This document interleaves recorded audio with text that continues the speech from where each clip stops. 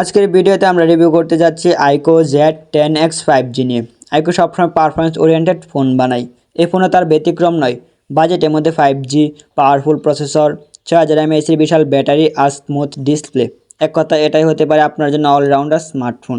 চলুন একে একে দেখে নিই সম্পূর্ণ ভিডিওটি দেখার অনুরোধ রইল। ভিডিওটিকে স্কিপ করো না, স্কিপ করলে অনেক কিছু মিস করতে পারেন। তো চলুন প্রথমে ডিজাইন ও বিল্ড কোয়ালিটি নিয়ে কথা বলা যাক।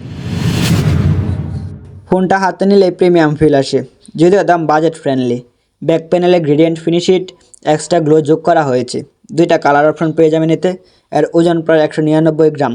ব্যাটারি বড় হলেও ফোনটা খুব বেশি ভারী মনে হয় না। এতে আরও রয়েছে IP64 রেটিং থাকার কারণে পানি ও ধুলা থেকে বেসিক প্রোটেকশন পাওয়া যাবে। সাথে আছে MIL STD 810S সার্টিফিকেশন, মানে ফোনটা ছোটো করে ধাক্কা, হিট, ব্রাইটনেস সহজে সামলাতে পারবে। চলেন এবার ডিসপ্লে নিয়ে কথা বলা যাক।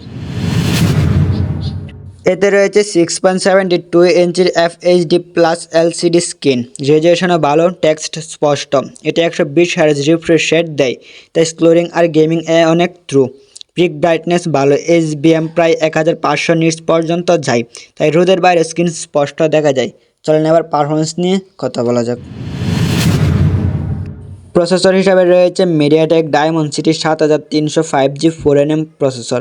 দৈনিক কাজ, মাল্টিটাস্কিং আর মিড হেভি গেমিংয়ের জন্য দারুণ ব্যালেন্স। AI টুলস ও কিছু ভেরিয়েশন টিউনিংও রয়েছে।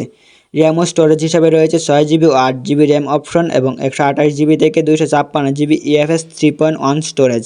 8GB model virtual RAM plus 8GB পর্যন্ত।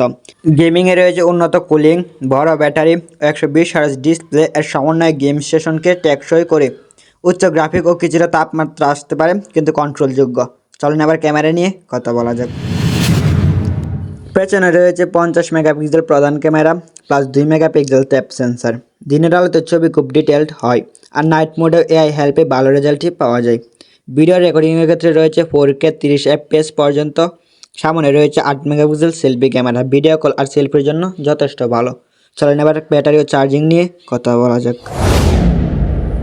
এতে রয়েছে 6500 mAh এর বিশাল ব্যাটারি, অর্থাৎ একবার চার্জ করলে ব্যবহারকারী সহজেই 1.5 থেকে 2 দিন ব্যবহার করতে পারবে।